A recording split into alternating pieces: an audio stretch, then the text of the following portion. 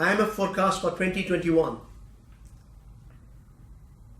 International Monetary Fund is showing a total contraction of 4.4% for this year. Next year, the global growth will be to the tune of 5.2%. That's a very positive news.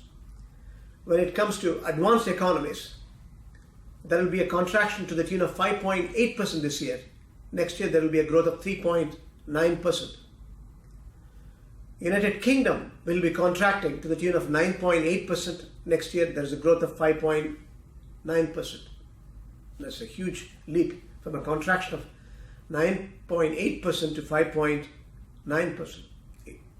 United States, there is a contraction of 4.3% this year.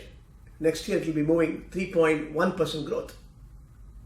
When it comes to Euro, contraction of 8.3% this year. Next year, there is a momentum of 5.2% growth. Japan, contraction of 5.3%.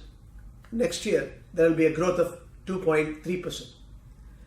So that's the aggregate terms.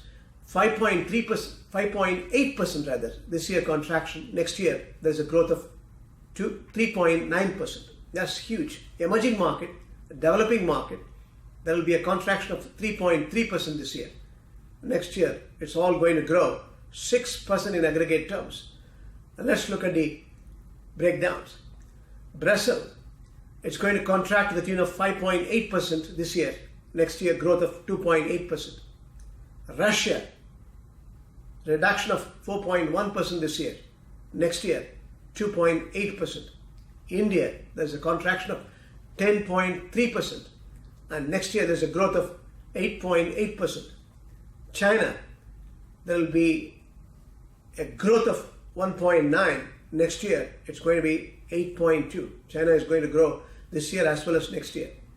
South Africa, there's a contraction of 8% this year. Next year, 3% growth.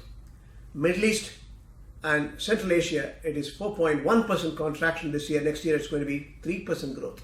So that's the level of change we are talking about from negative contraction. Next year, all are turning out to be positive. That's what we are looking for. Global growth is going to be a positive momentum, developed world as well as developing world, to the tune of 5.2% in aggregate terms.